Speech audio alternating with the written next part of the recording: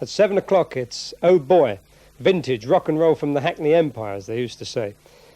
Well, our edition was shown in 59. It was a good year, 59, you know. It was the year I made my first big record. What do you want? In the meantime, here's Dragnet from 1956, the show that sets the trend, really, for detective series to come.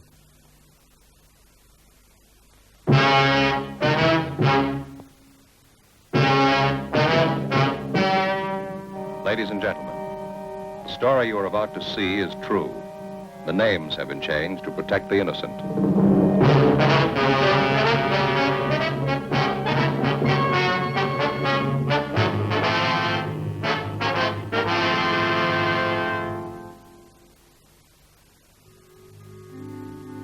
This is the city. Everything in it is one way or the other. There's no middle ground. Narrow alleys. Broad highways. Mansions on the hill. Shacks in the gullies. People who work for a living and people who steal. These are the ones that cause me trouble. I'm a cop. It was Monday, April 17th. We were working the day watch out of forgery detail. My partner's Frank Smith. The boss is Captain Welch. My name's Friday. We'd gotten reports of an expert check forger operating again in the city. She'd written more than $20,000 in bad checks. We had to stop her.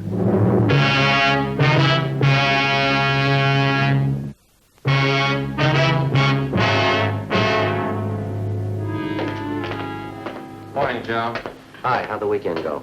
Oh, pretty slow. Stayed home, did some gardening. How about that new lawn you put in? How's it doing? Well, there's only one solution. If we want to garden, we're going to have to move. Well, why? What's the matter now? Same old thing. Gophers? Happens every year. I don't know why I try anymore. It's just a waste of good grass seed. Joe, Frank, Yeah, Ferguson. Cat wants to see us. Okay. What's up, Fergie? You ain't gonna like it. What's that? Skipper will brief us. Morning, Skipper. Hi. You two finished up with the Meyer case yesterday, that right? Yeah, it's all washed up. We're clear. Good. Then you can start on this one right away. You work with Besser and Ferguson here. Well, what is it, Captain? The grandma case. I had a hunch, Joe. What have we done to deserve this? There's nothing any of us have done. It's what we haven't done. I want her stopped once and for all. We any closer to her than we have been, Fergie? Just about the same, Joe. That's the reason I'm putting two more of you on it. How well do you know this case? Well, just what we've heard around the office. Frank? Same here. I could stand some briefing. Ferguson? Connick, you must have heard how she operates 3 months out of the year, April, October, and December. That's all. She's never been known to change the schedule? Not as far as I know.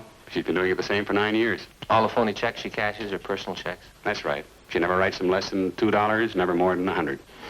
9 years. She been doing that long? 9.5. It'll be an even 10 this October. You want to check them out on the totals, Ferguson? Yeah, up to and including the first of the month, she's cashed 1,273 checks. The total is a little over $22,000. Anything special about the way she writes the checks? Nothing but the signatures. There's an alias list on it that'll knock your eye out. More than 200 different names. Her description's still the same. About 50 years old, kind of plump, nice face. A few minor changes. Last year, she had gray hair, dressed very plain. This year, she dyed her hair black, dresses a little more expensively. 9 years. That's a long streak of luck for any paper hanger. That's just it. This old gal's not just an ordinary paper hanger. She's no amateur, now don't get me wrong. But she doesn't operate like any check forger I've ever known. She contradicts part of her MO, part of it she doesn't. She takes chances an ordinary paper hanger would never take, and she gets away with them. Take a look at just one of these exhibits. 28 checks passed on the same chain of grocery stores, same company. Pass them all in 1 month? Nope, that's just the point. 2 years ago, she passed 14 of them, spread them out over a period of a month. Last year, she passed another batch of 14, all within 3 days. 1 year, she used a different name on each check. On this batch, she used the same name. Well, does she have identification when she passes these checks? Always. Phony driver's license, social security card, the works. Then she's got that sweet grandmother smile of hers. Clerks rarely turn her down when she shows up at the check. You can get used to various descriptions on her, too. Give the file a look. Hardly 3 of the check victims can get together on what she looks like exactly. Well, where are they getting stung the most? Downtown or out in the neighborhoods? The neighborhoods. Anywhere from the beach area to the valley. Well, that whole file, Skipper, that's not just her work, is it? Every last bit of it. We can't fit it in a 6-foot shelf. In 9 years, I've had 5 teams of men work this thing. None of them reached her. You and Friday make the 6. Yeah, well, it's April 17th. How's she doing so far this month, Fergie? Cashed $602 in checks we know of since the first of the month. Same general description, same general M.O. No fresh leads? She's been operating 9 years, Joe. Yeah. She's just as good as ever.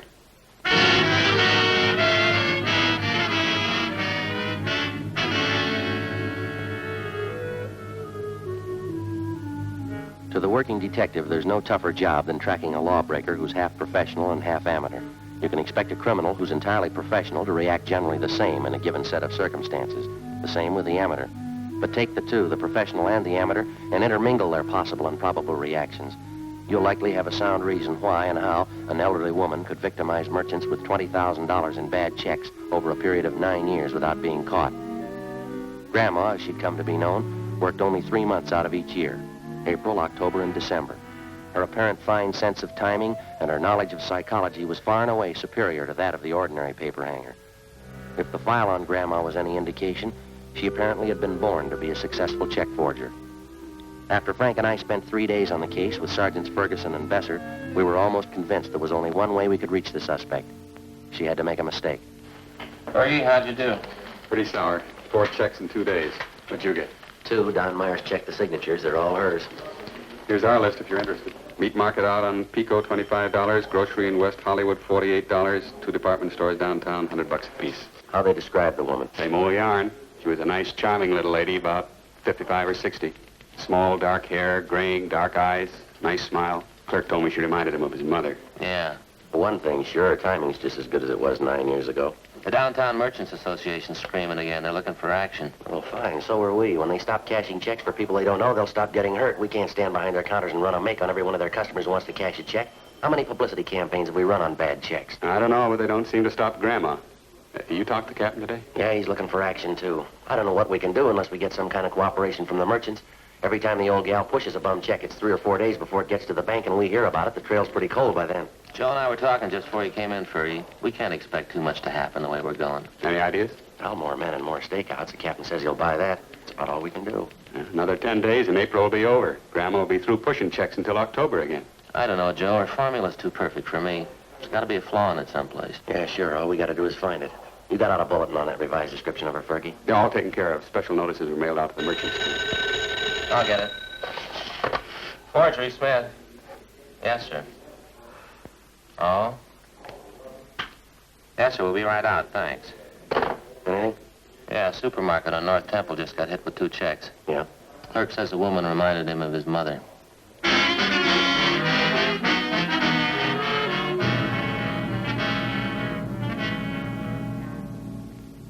A week passed. The number of stakeouts on business places throughout the city was doubled. The M.O. and the description of the suspect was circulated among the merchants in the downtown and suburban shopping centers. Clerks were especially warned to be on the lookout for her. The precautions went for nothing. Grandma's checks kept showing up at the rate of 2 and 3 a day. On April 27th, she passed a check for $50 at a delicatessen on Hollywood Boulevard. We drove out to interview the owner, a Mr. Hammerston. She's the nicest old lady I think I ever met, Sergeant. Sure surprised me. Say, you wouldn't care for a piece of liverwurst, would you? It's a new brand. Don't know whether my customers are going to like it or not. No, thank you. Had you ever seen the woman before, Mr. Hammerston? Oh, I guess she'd been coming in here for at least a week or 2. Said she was new in the neighborhood. We used to get gabbing all the time. Mm-hmm. Did she do much shopping here, sir? Quite a bit, yeah. Always paid in cash. We got to be great friends, you know. Used to talk about the old country, things like that. She said she came from the same town in Finland my folks did. I guess she was just buttering me up, huh? Well, that's the way it sounds, yes, sir. Had you ever refused to cash a check for her? No. She never tried to pass one, just this once, and I did it. Do you have one of those circulars that we sent out on this woman? Well, I'm ashamed to say it, Sergeant, but I have. It's hanging right back there in the storeroom. Thing is, I never connected the two, the woman and notice. The way she looks at you, you know? Like it'd be a heel even to question her. How was she dressed the last time she was in? Do you remember that? You know? Had on a black coat. Oh, I told you that. Very plain-looking clothes, like any other housewife. Print dress, some kind of scarf around her neck. That's about all I noticed. How about that description of her in the bulletin we sent you? That fit her pretty well? No, I guess so. Didn't seem exactly plump to me, though. Kind of a nice figure for a woman her age. Oh, do you know if any of your customers were acquainted with her? No, I wouldn't know that.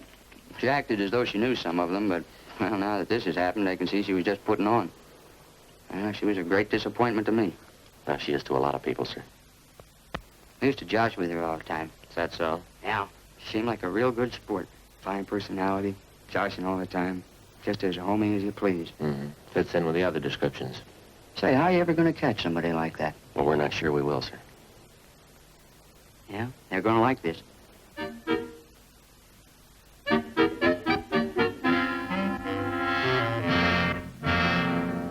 2 days later, on April 30th, right on schedule, the flow of bogus checks in Grandma's handwriting suddenly stopped. If she continued to work by the same timetable she'd been using for the last 9 years, she wouldn't start operations again until the 1st of October. During the next 5 months that followed, from May to the end of September, Besser, Ferguson, Frank, and I handled the usual run of check cases. At the same time, we used up every spare hour we had making preparations for Grandma's next appearance. Every businessman throughout the city who might be a possible victim was alerted. A revised description of the suspect, together with her M.O., was printed up and given wide distribution. Every possible precaution was taken. October came.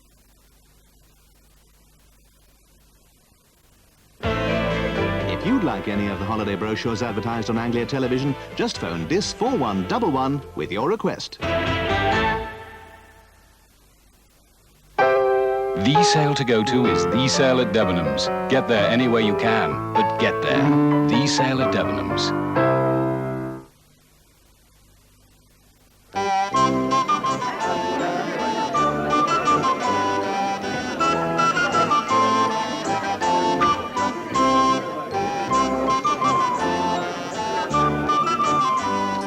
Foster Seligman Wright, the advertising people with satisfied clients.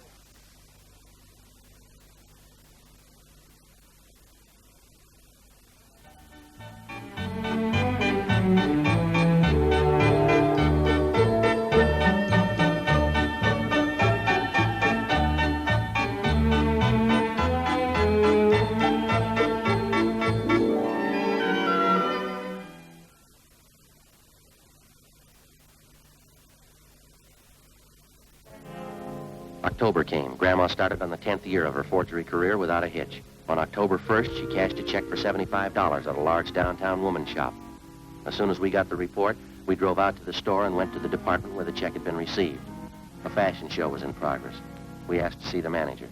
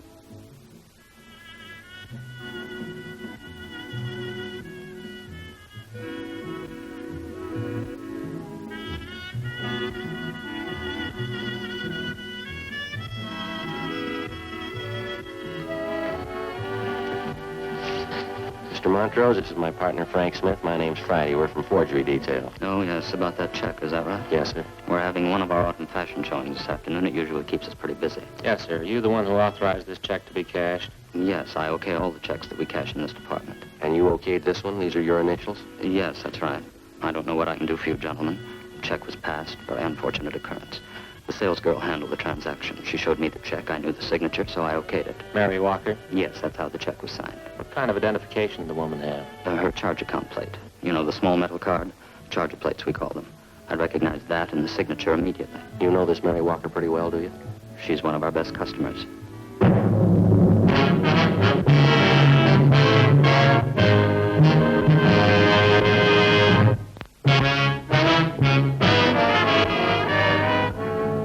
Friday, October 4th, 2 p.m. Before we left the store, we found that another worthless check bearing the signature Mary Walker had been cashed in a different department of the store on the same day as the other forged check.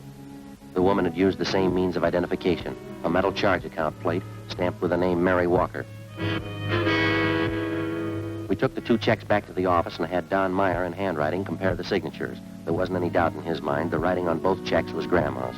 It was only a hunch, but it was beginning to look as though the suspect had finally done what we'd been waiting 9 years for her to do. She'd made a mistake. Frank and I drove out to an address in the Wilshire district to interview Mrs. Mary Walker. She fit the general description of the suspect, but she denied writing either one of the checks which bore her signature. Well, it's out of the question, Sergeant. I couldn't have written those checks. I haven't even been in the city for the past 5 days. And these signatures on these checks, Mrs. Walker, They're not yours.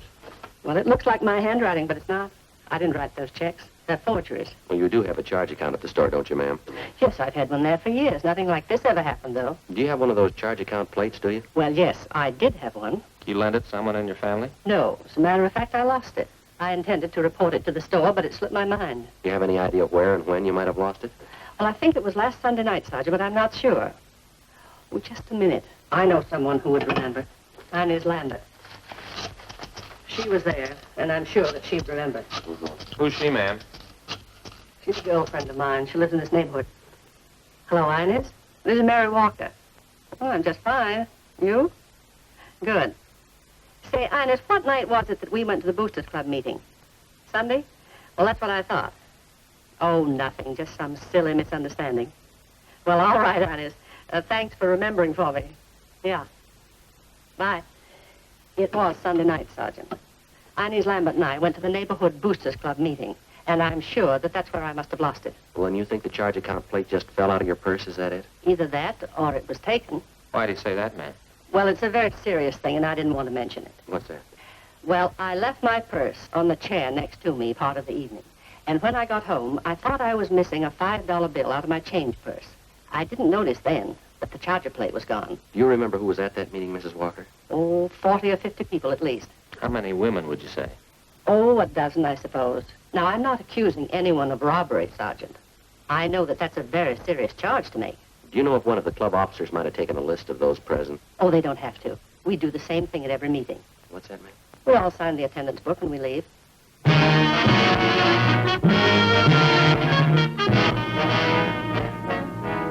3 p.m., Frank and I contacted the secretary of the Neighborhood Boosters Club.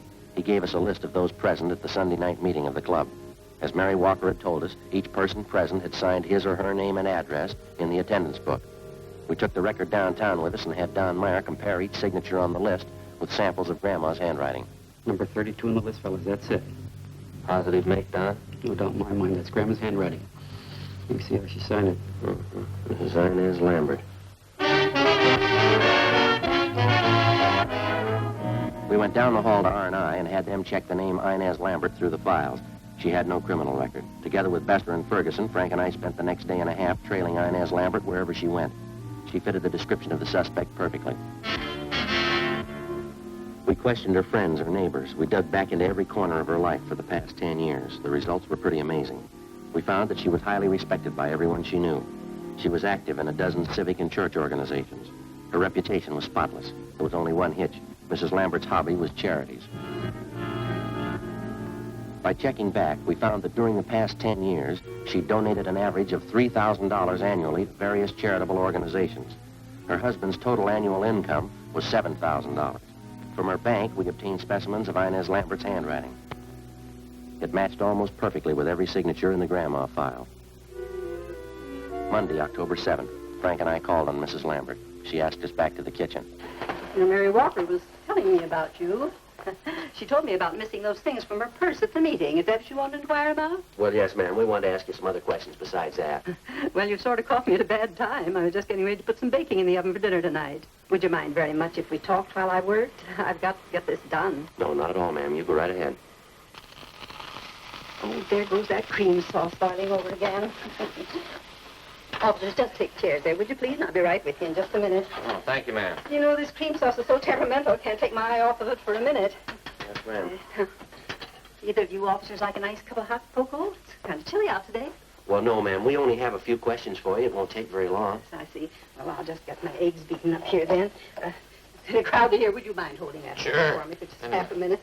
Just anyway, that's fine. Thank you very much. These eggs beaten, you know, they make meringue. You can't make meringue very well without plenty of eggs. Yes, ma'am. What's this going to be? Oh, this is going to be a pinch pie. Did you ever hear of a pinch pie?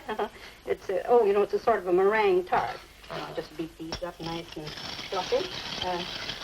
Sorry, I'll take it, please. Sergeant, would you mind handing me that cup of sugar right back up here, or some sugar, and I'll put it right in the Yes, cup ma'am. here. There's a cup please. here. Do you This want... is a whole pack. No, well, either one. It's all right. Thank you very much. Just pour a little. That's enough. Thanks very much. Make it rather nice.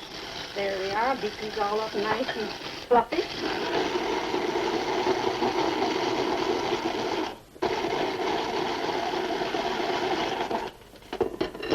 Now, what was it you wanted to know? Well, Mrs. Walker had her charge account plate stolen that night at the Boosters Club meeting. Someone's been using it to cash bad checks in her name. Is that so? Well, Mary didn't tell me that. The same person who's using that charger plate has been cashing bad checks all over the city. Been doing it for some time now. Oh, my. Well, I don't think I can help you, Sergeant. I went to that meeting with Mary. She says somebody must have been in her purse, but I didn't see them. Do you have that charge account plate, Mrs. Lambert? Oh, me? Oh, no. I have my own. Now, let me see. Teaspoonful of vanilla, teaspoonful of vinegar, a teaspoonful of water. Combined in a small pitcher or cup. We've got good reason to believe you have that charge account plate, ma'am. Did you take it from Mrs. Walker? That's a silly thing for you to say, officer. I told you I have my own charger plate. I never borrow anyone else's. No reason to. I add a few drops of combined liquids and beat constantly. Did you cash 2 checks last week and sign them with Mrs. Walker's name? Why, of course not. Why should I do such a thing? Mary Walker's one of my best friends. I would do that to her even as a joke. Our handwriting man compared the signatures on those 2 checks, Mrs. Lambert. Both of them match your handwriting. Well, then your handwriting man certainly made a mistake. There's a large Pyrex dish in that cupboard right there. Would you mind getting a corner, I'll please? get it. Oh, on the top shelf, way up. That's right. On the left. No, not those. The big ones. See, that's one. That's right. That's Pyrex. Don't drop those on your head. There's some of my nice dishes. I don't want you to break them. That's fine. That's it. Careful. Good.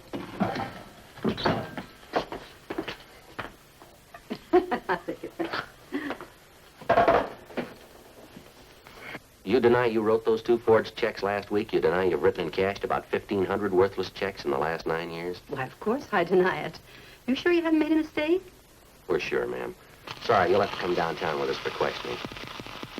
What's that? Oh, my cream sauce is boiling over again, Sergeant. Oh, I can't leave the house now, right in the middle of getting dinner ready. My husband would be furious. If you want to talk, couldn't we do it later on?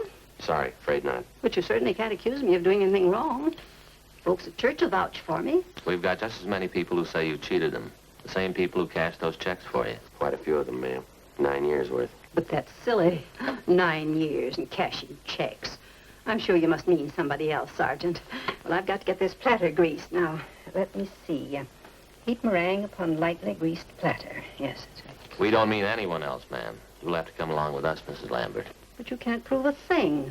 You can't prove anything about me. We've got a record downtown on every single check you passed since you started. We've got specimens of your handwriting and people to identify you. We know what your income is. We know how much you've given to charities. My donations to charity are my business. You've no right to upset me like this. How many average families give half their income to charity? Can you answer that for us, Miss Lambert? But that's my business. It's none of yours. I certainly have a right to give what I please. The money's got to come from someplace, ma'am. Is that what the checks were for? All right, we're going to lay it out for you, ma'am. We have all the evidence against you that we need. Witnesses, too. We don't know why you've been cashing these checks, but we do know that you have been. Now, I think it'll work out better for everybody concerned if you tell us the truth. I do hope I put enough vanilla in that. Would you like to tell us about it?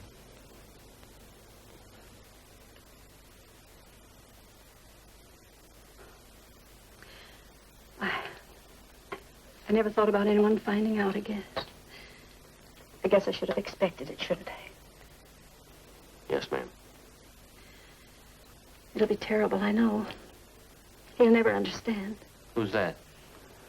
Albert, my husband. He'll never understand. Would either of you like a cup of coffee? No, thank you, ma'am. The money wasn't for me, you know. Not $1 of it. I can prove that for you. Yes, ma'am. It was all for charity. There were so many of them.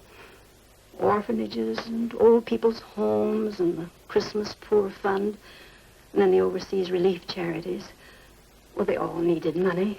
Somebody has to take care of them. Your husband didn't know anything about this for 10 years, ma'am? Nothing at all. They were my charities. I had to have money for them. I took the money from people who had it and gave it to those who didn't. What do you think, Sergeant? What's that? Was I wrong? Do you think the good Lord will say I was wrong? Well, I wouldn't know, ma'am. I only wanted to help the poor. He did. He came to help the poor. Well, there's a big difference, ma'am. Yes? He didn't use a checkbook.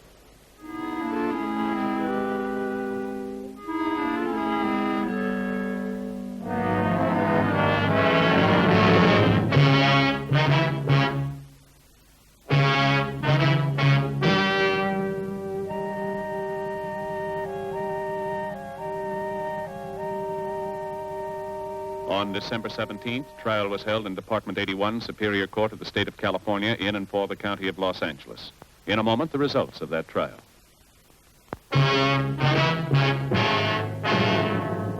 The suspect entered a plea of guilty to 2 counts of forgery, and the remaining charges were set off the calendar. She received a sentence as prescribed by law. Forgery is punishable by imprisonment in the state penitentiary for not less than 1 nor more than 14 years.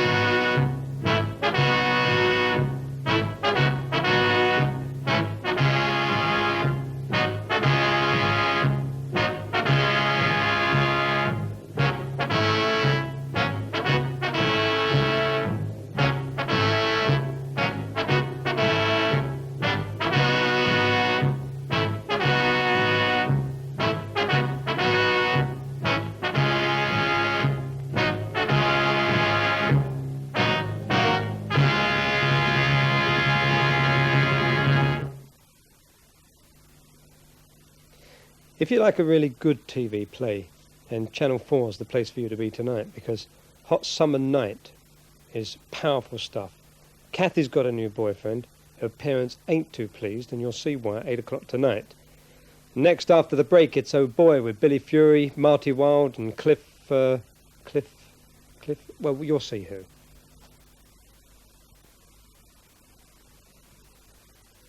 That's the one. Wallace King's big sale. Huge savings on furniture, beds and carpets. Now on at all branches. That's the one.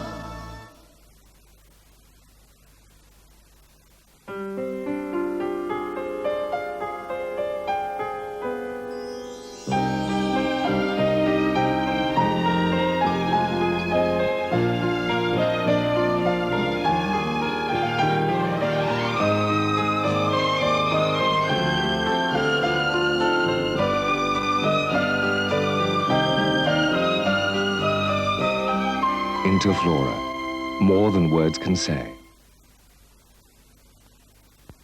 I was chatting to some Californians recently about Paul Masson's California carafe.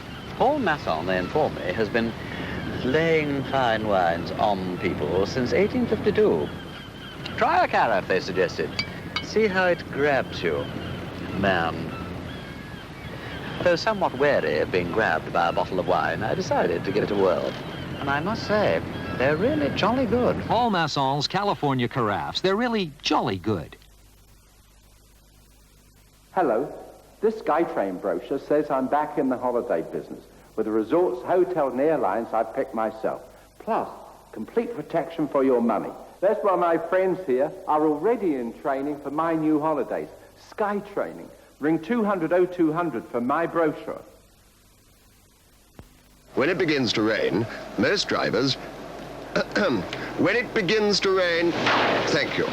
Most drivers immediately switch on their windscreen wipers. Quite right, too. And then, of course, they close the windows. Naturally, the windows begin to mist up, so the good driver switches on the screen heater and demister. If visibility is poor, headlights must be used, including rear fog lights, if fitted. Windscreen washers should be used constantly to clear spray and dirt thrown up by other vehicles. This is essential when driving in high-speed traffic. And finally, in wet weather, slow down. Well, that should go without saying. Go on, a bit more. That's better. Now, if you have to brake in the wet, you need at least twice the space to stop in. Well done. So there you are. You now know how to reach your destination safely in the rain. Or when you get there, make sure you've got an umbrella.